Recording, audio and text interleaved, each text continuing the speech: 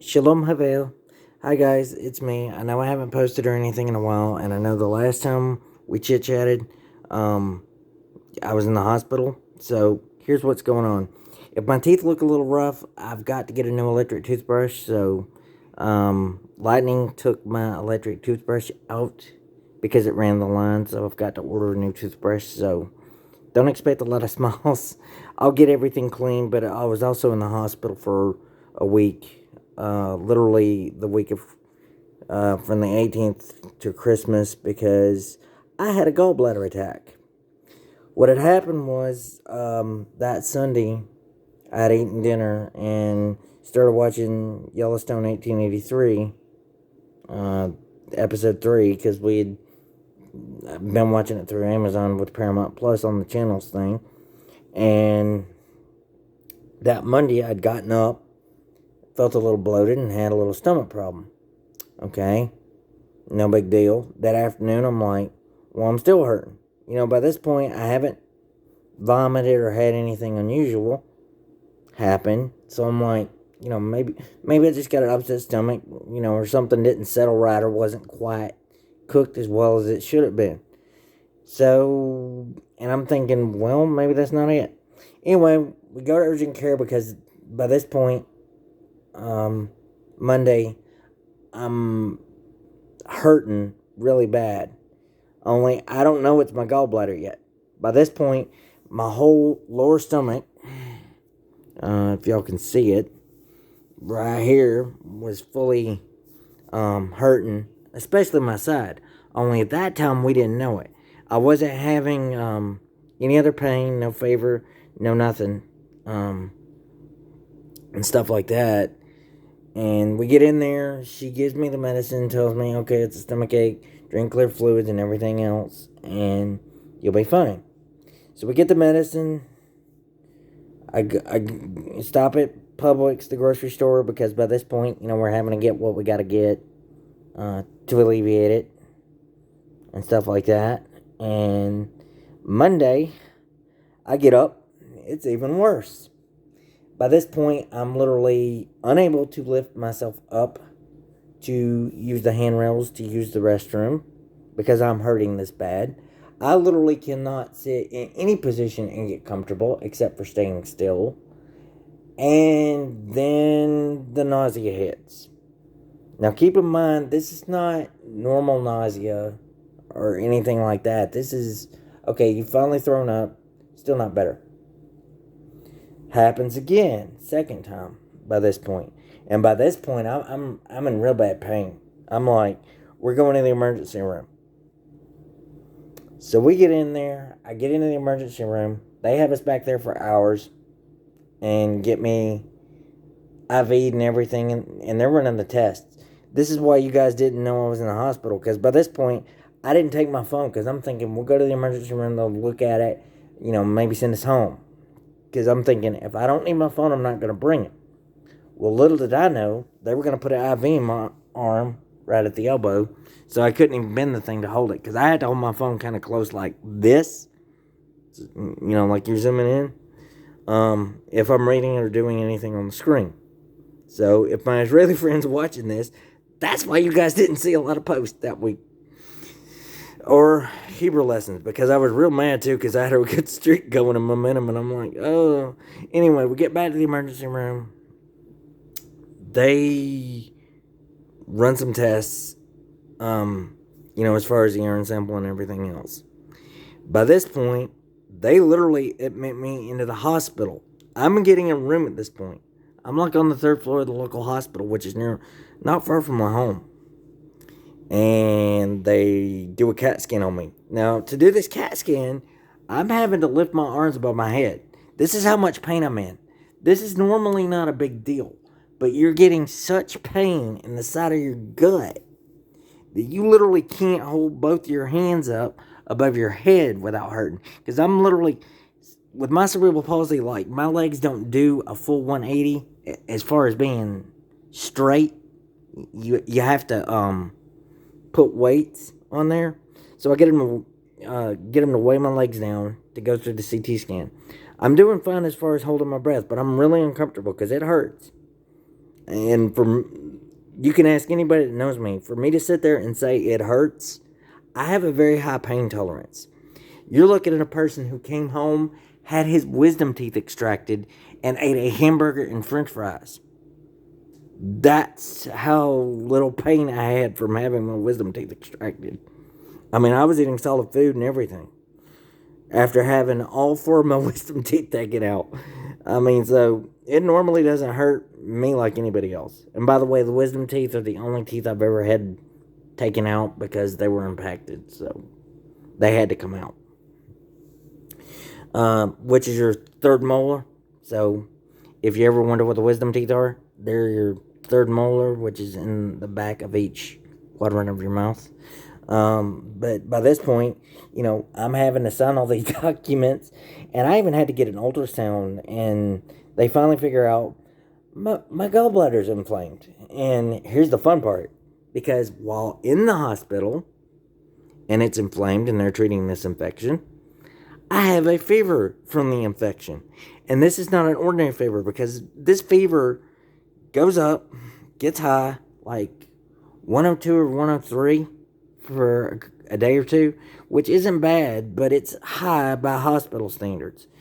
And they wind up treating it, and for a couple of days it goes back and forth. I mean, like, I'd be normal 1 minute, then I'd have a fever again at like 100 something degrees.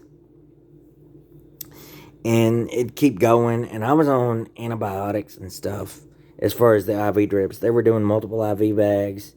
As far as the line tube, I'm literally having to keep my left arm straight. Because if I ever have an IV done, anybody knows you stick it in my left arm. Because if I ever have to move or shift my weight or do anything, my left arm is not as hyper reflexive. So if I have to roll over, pull, or move my body, it doesn't hurt as much versus doing the right arm.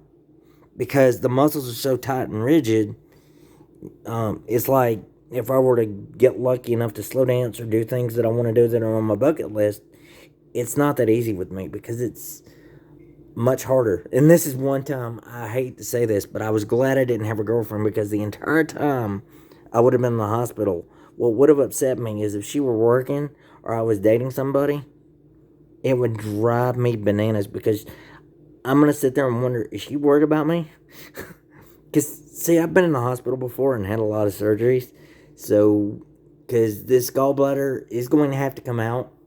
So, this will make surgery number 21. So, just so you guys are clear, removing the gallbladder is normal. We've already talked with the doctor. The way the stitches are going to work is they will be underneath my skin. The reason I took a break from the Hebrew was because I don't want to get my Hebrew restarted, and then all of a sudden, I've got to turn around and worry about a streak break, and not to mention, if I come out of there and I'm still groggy from the anesthesia or have any more discomfort, I don't want you guys worrying about it, because really, if it's going to hurt, it's going to hurt. I accept it. I'm used to it.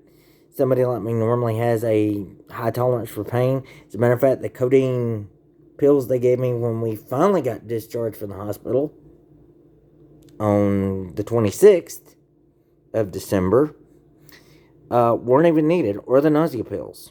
So, but the antibiotic was a very large horse pill, as in you better drink something with it, and it was very bitter. So I was having to drink a lot of meats, which is juice in Hebrew. Because you wanted to drink something sweet, because that coating that was on that pill was very bitter. Just being on my tongue, even trying to swallow it. So, and oh yeah, here's the other fun part. The diet can't be over 100 calories with 3 grams of fat. So, in other words, you cannot break the 3 grams of fat mark.